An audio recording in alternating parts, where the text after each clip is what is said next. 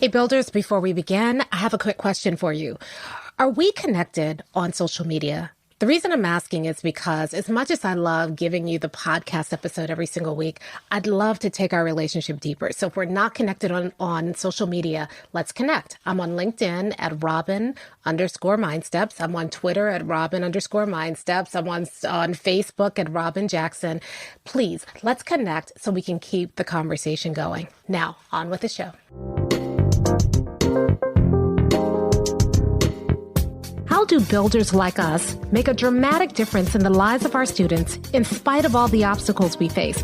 How do you keep your vision for your school from being held hostage by resistant teachers, uncooperative parents, ridiculous district policies, or lack of time, money, or resources? If you're facing those challenges right now, here's where you'll find the answers, strategies, and actionable tips you need to overcome any obstacle you face. You don't have to wait to make a difference in the lives of the people you serve. You can turn your school into a success story right now with the people and resources you already have. Let's get started.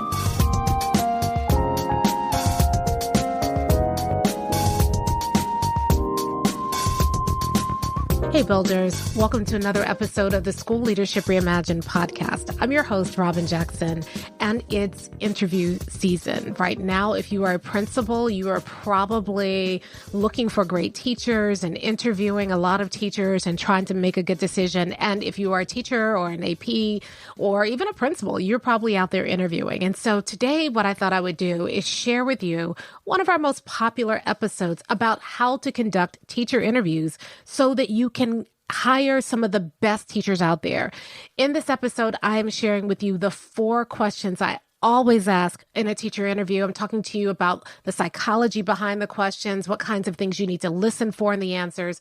By the time you are done listening to this episode, you will be empowered and equipped to conduct interviews that go beyond. So tell me about your experience. So give me an example of a lesson. And, we've all done that. And then we end up hiring a teacher that looks great on paper, but doesn't fit our culture, that a teacher who looks great on paper, but doesn't work with where we're trying to go with our vision, mission, and core values. If you want to avoid that, then you need to listen to this rewind episode because I'm going to share with you the 4 questions that I use when I'm doing teacher interviews that helps reveal to me who the teacher really is. That helps me see whether or not that teacher is going to be a good fit for the culture. That helps me to be able to tell, get beyond kind of the niceties of an interview to really tell who this person is in front of me and whether or not this person is going to be a good fit for our vision, mission, and core values. I think this is really important before you do any interviews to listen to this episode. Even if you've listened to it before, listen to it again and just get back to that space so that you can make sure that you are hiring teachers who are a good fit for your culture and who are going to help you grow and achieve your vision, mission, and core values. All right, now on to the episode. Hello there, and welcome back to another episode of the School Leadership Reimagined podcast. I'm your host, Robyn Jackson, and today we're talking about 4 battle-tested interview questions to help you find and hire the best teachers this year. You see, I keep getting asked this question a lot lately. People want to know, how do you attract and hire the best teachers? What secrets do you have for interviewing teachers? And that's a hard question to answer because of this. Something I say to people all the time is this: people hire for skill, but they fire for will. And what I mean by that is that when we're recruiting and interviewing teachers, we typically pay a lot of attention to their qualifications, to their certifications, to their experiences, and almost no attention to their attitude, to their values, to how they're going to fit inside of our culture. And yet, once they're on the job, the thing that drives us the craziest is typically not their skill level. What drives us crazy and what makes us want to ultimately get rid of some of the teachers that we hired is their attitude, or what I call their will. So it kind of baffles me that the way we typically conduct job interviews is that we spend a ton of time asking all these bland, generic questions like, what is your teaching philosophy, or how do you incorporate technology into your lessons? When frankly, the answer to those questions will tell us very little about whether the teacher is going to be good to our kids, whether that teacher is going to be a joy to work with, whether or not that teacher is going to fit inside of our culture. So in this episode, I'm going to share with you the 4 interview questions I always ask, and I'm going to break down why I ask these interview questions and what they reveal about the teacher.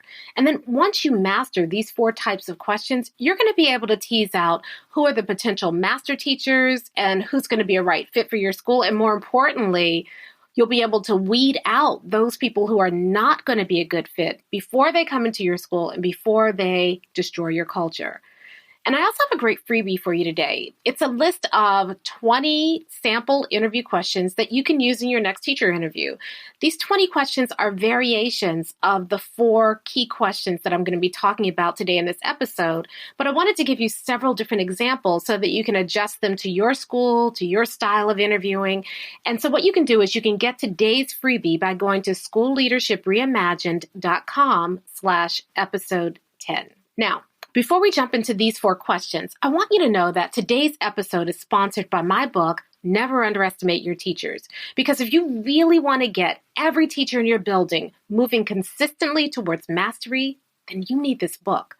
Because it shows you how to develop a teacher's skill and their will so that you can help every teacher, even the resistant teachers, even the ones who you think there's no hope for that teacher, you can move that teacher, all of your teachers, towards mastery. So you can find the book and all sorts of great will skill resources by going to mindstepsync.com/lead, L-E-A-D. That's mindstepsync.com/lead.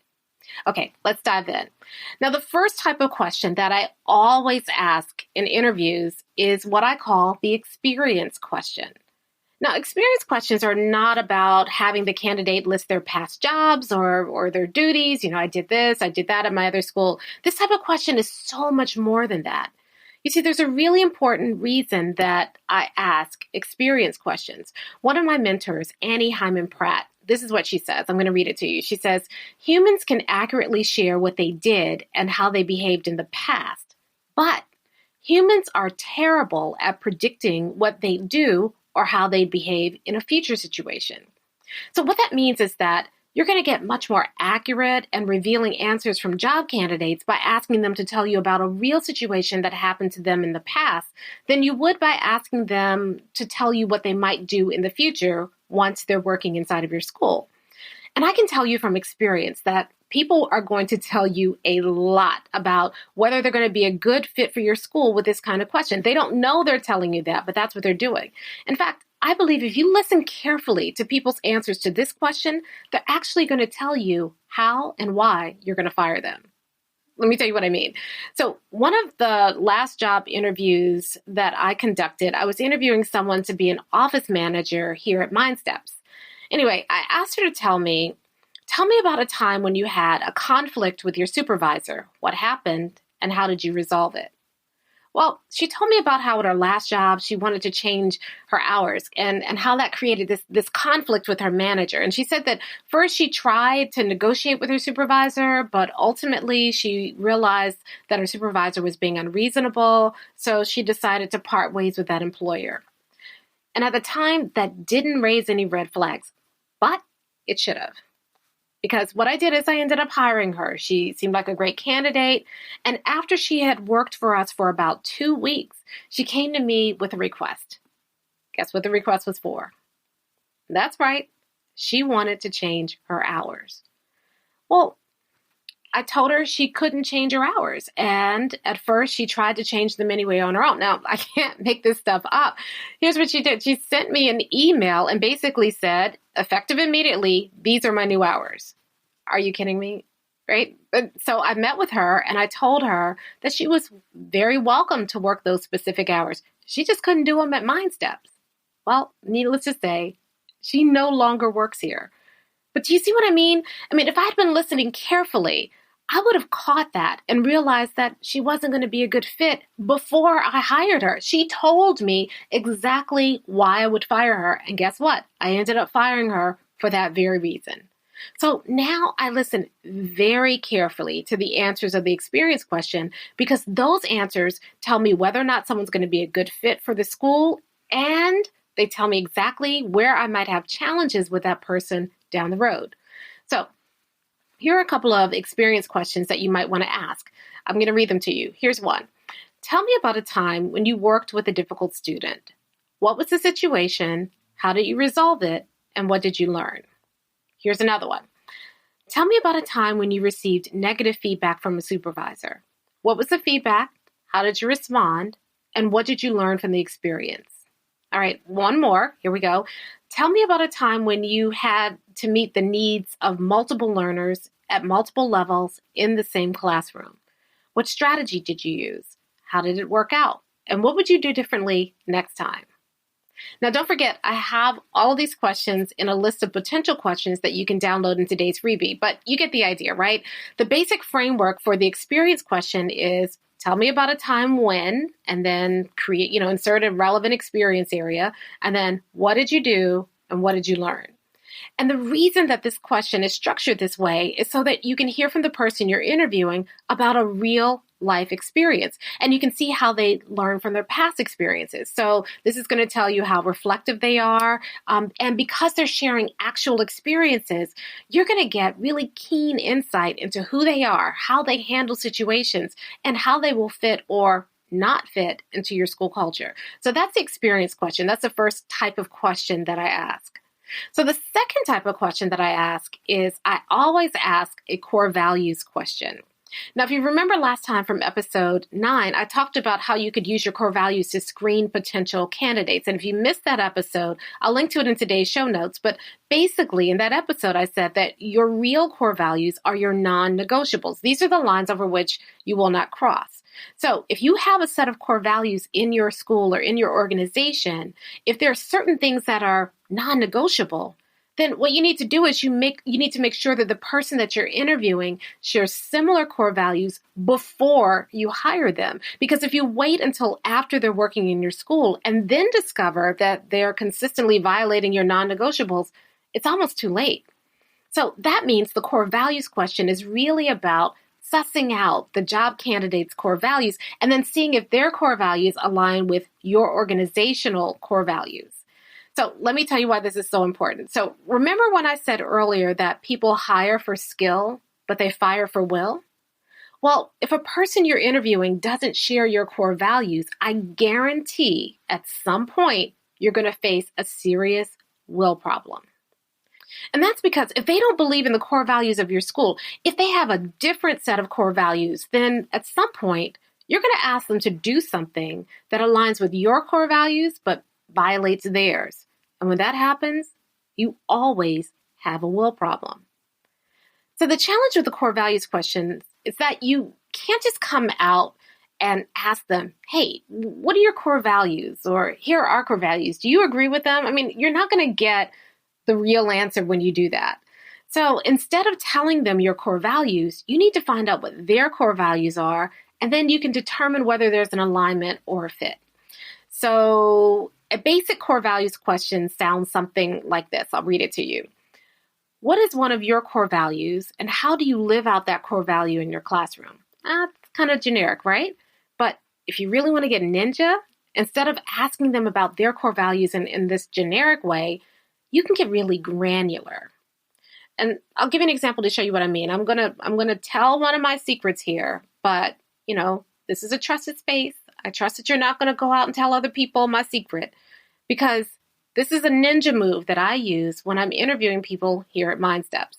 So at MindSteps, one of our core values is that we believe that we should always be learning. So when I'm interviewing people to work at MindSteps, one of the questions that I ask is, tell me about the last book you read. And the reason I ask that question is if they can't tell me about the last book they read, or if they give me this, really cursory summary of the book that shows me that they didn't really read it, that they're just kind of making it up, well, that's a sign that this is not a person who's always learning. Another one that I'll ask is I'll say, what podcast do you listen to regularly? And again, I'm looking for the same thing. If they're not listening to podcasts, if they're not reading, it's a sign that this is not a person who's going to share our core values about always learning. So like I said, I'm telling all my secrets today. But It's important because that is a key core value here. You won't be happy here if you're not always learning. That's how we run our business. We're always coming in and saying, hey, I just read this book yesterday and I think we should be doing this. Or, hey, I just listened to this great podcast this morning, so we should be doing that. So if they're not listening to podcasts, if they're not reading books, they're not going to fit in with our culture. Now, I hear you. I hear some of you out there right now who are protesting that people can learn without reading books and listening to podcasts, and you're absolutely right. But that's how we learn here at MindSteps. And I'm looking for someone who's going to be a good cultural fit for MindSteps and share our core values. So the question is intentionally specific to the way that we do things here at MindSteps. A person who reads, a person who listens to podcasts, they're going to be a good fit because that's how we operate. A person who learns in other ways may not be such a good fit.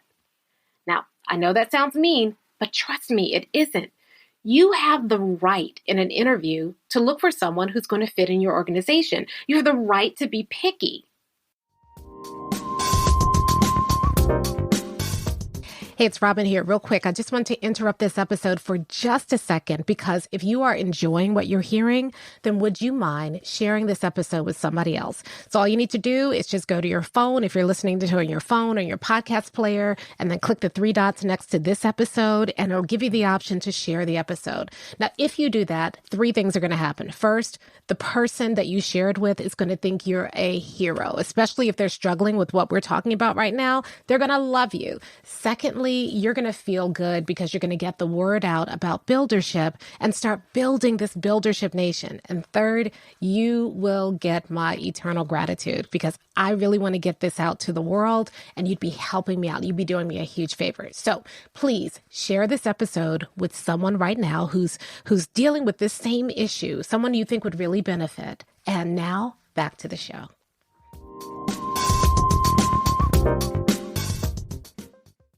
I mean, not only do you have the right, you have the responsibility to be picky. Because if you let the wrong person into your organization, it can not only mean that you've hired someone who isn't the right fit, it can also mean that they're not happy because everybody else has one set of core values. They come with a different set of core values. And if they're not happy, they're not going to do their best.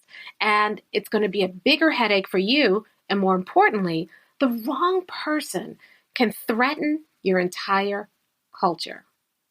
So be picky. Find someone who shares your core values. Now, another example of a core values question might be something like, what was the last thing you did for your own professional development that was not required by your school or your district? So that's how you can use my kind of ninja question to suss out someone who is always learning in a school setting rather than in an office setting. But you get my idea, right? You want to ask questions that people have, in order to answer them, they reveal whether or not they share the core values of your organization without coming right out and saying, hey, here are our core values. Do you share those core values? I mean, that's not going to get you anywhere. So I'll give you a couple of other core values questions, examples in today's freebie, but you get the point.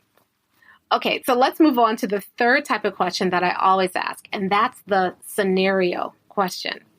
Now, usually during a job interview with teachers, we ask them questions like, how do you normally handle differentiation? Or, what does rigor mean to you? Or whatever. Or like, how do you help students take ownership of their own learning? And those questions are easy to prepare for. And more importantly, they're easy to fake. So instead, I like to ask specific scenarios. Scenario questions are when you give teachers a situation and then you ask them how they would respond. And I find that when teachers have to respond to a specific scenario rather than a generic question about their teaching philosophy, then their real teaching philosophy surfaces. And what I'm looking for in their answers is to understand their teaching philosophy. But I also want to see how they apply their philosophy to their actual teaching. You see, someone can say, I believe all students can learn. Or I believe all students should have access to rigorous instruction, or I believe in student ownership. But there are always a whole bunch of if, ands, buts behind that statement. So I use the scenario-based question to tease out all those ifs and all those buts. So here's how the question works. I give them a scenario that's typical for our school, and then I ask them to tell me how would they handle that scenario. For instance, I may say something like this. Suppose you have a student who wants to take an honors course next year, but he's currently earning a solid C in your class. Would you recommend him for honors? Please also explain your reasoning behind your decision. You see, the teacher's answer to that question is going to tell me whether or not she believes all students should have access to honors or not. Here's another one. Suppose you had a student in your classroom who was reading 2 grade levels below grade level. What will you do to get the student at grade level by the end of the year? Or let me give you another version of that question that combines the scenario question with the experience question. So you might say something like this. Have you ever had a student in your classroom who was at least 2 grade levels below grade level in reading? What did you do to support that student and get him or her on grade level, and what were your results?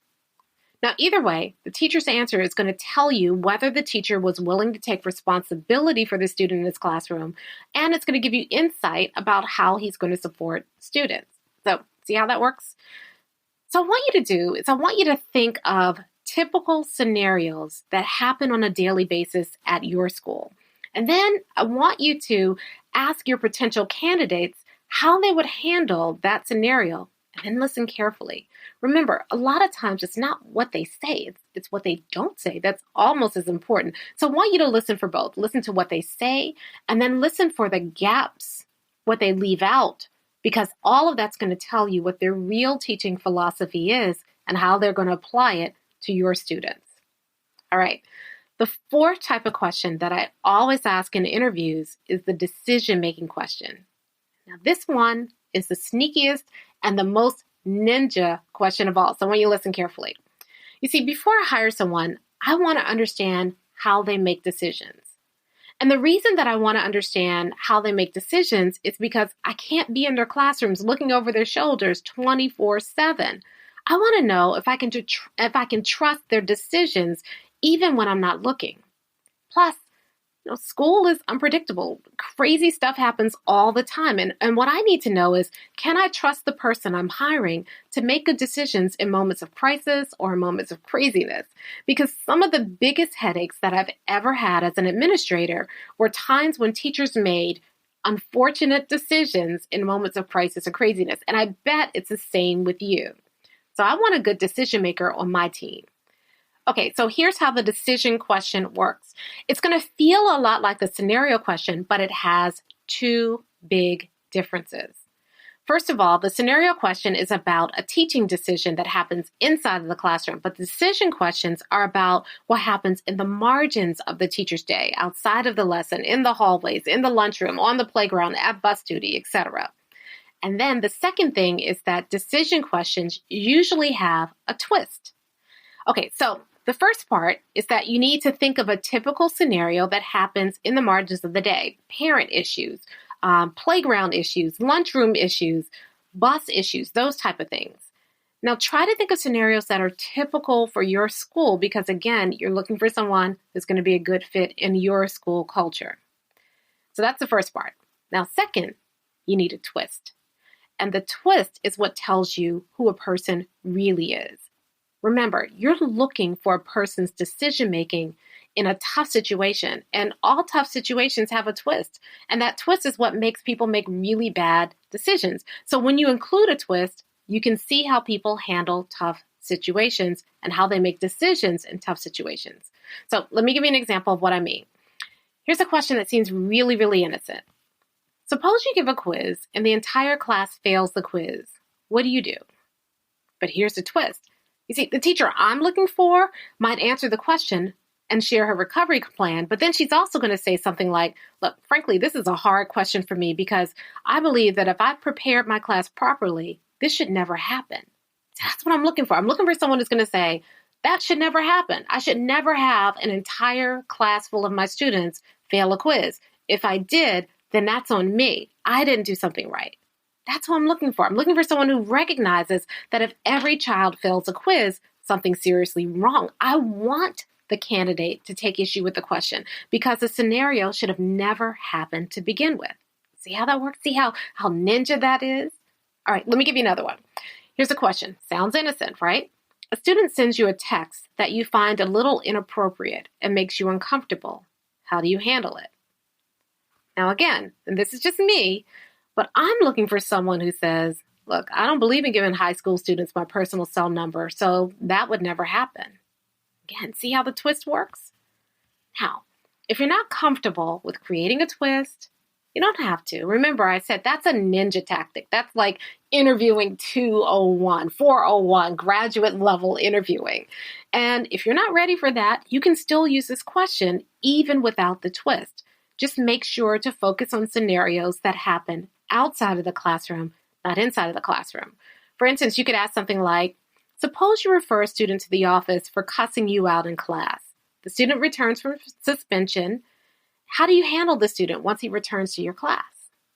Or here's another one. Suppose you have two students who get into a fight at recess. You weren't there for the beginning of the fight, so you aren't sure what happened.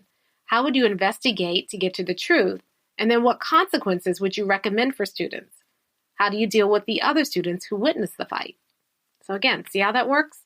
The idea is to think of common situations at your school and use them to construct questions that ask your potential job candidates to think through the situation and decide how they would act. Now, a word of warning here.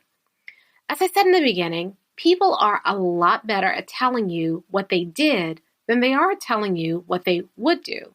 So their answers to these questions, the scenario question or the decision-making question, they're not going to be as accurate as their answers to the experience question. But the scenario and the decision-making questions are important because they give you a glimpse into how your potential candidate thinks. You want to know how they think, and you want to know if they can think on their feet. Often, when answering these questions, they'll actually even start to refer to something that happened to them in the past, an experience that they had, and how they handled it. And that can be very, very insightful. Or other times, they're going to give you an answer that is so off the wall that it immediately raises a red flag. And that's also good. In fact, you should be intentionally pushing to see where the red flags are so that you know that before you hire someone. The idea here is to really listen beyond their answers, to look for clues to how they make decisions, to how they think, to what they really believe and how that's going to play out in their classroom. And that way you can find someone who's not only good in the classroom, but it's going to be an asset to your culture in the hallways, on the playgrounds, at the bus duty, working with parents, in the community. You want someone who's going to be an asset all the way around. Don't forget, people hire for skill. They fire for will. And if you don't tease out the will part using these kinds of questions, then you might hire somebody who's perfectly qualified, but who's a horrible fit for your culture, and that can wreck your culture. So before we close today, I want to recap some of the most important points in today's episode.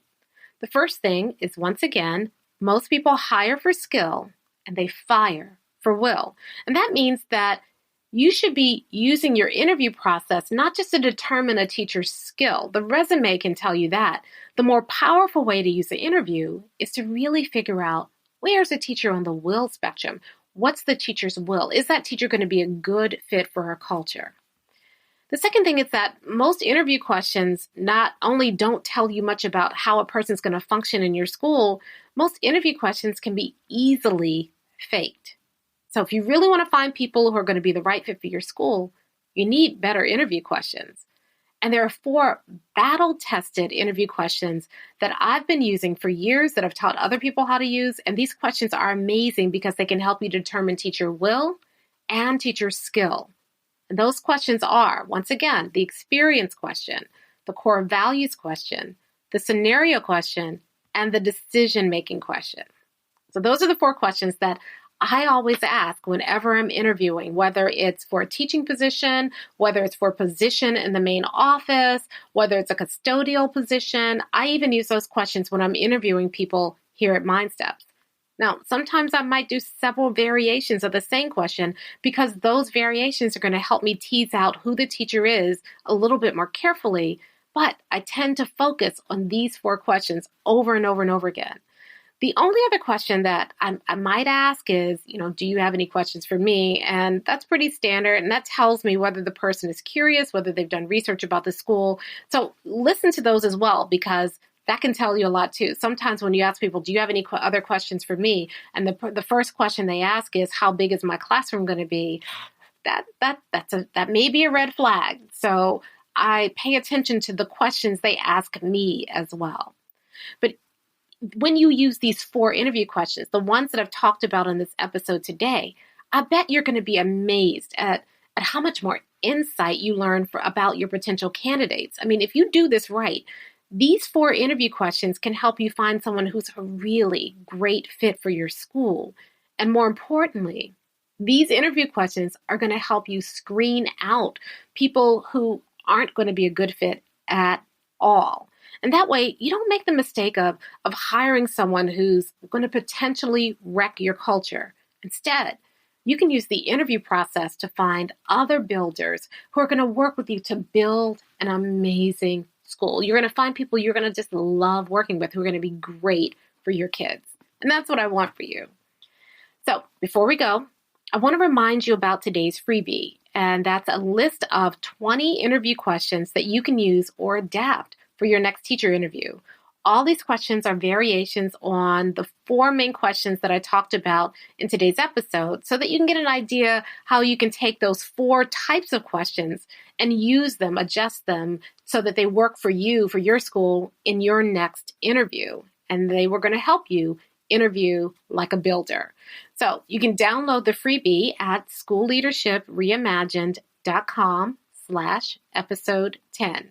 And then once you've taken a look, if you have any suggestions for other questions, or if you have questions about my questions, just hit me up on LinkedIn, send your questions. I'll be happy to answer them. Now, speaking of LinkedIn, that's where I'm hanging out these days. So if you are on LinkedIn and we are not connected yet, then you need to stop whatever you're doing right now. Let's go ahead. Let's get connected on LinkedIn so that we can stay connected and continue the conversation after the podcast is over.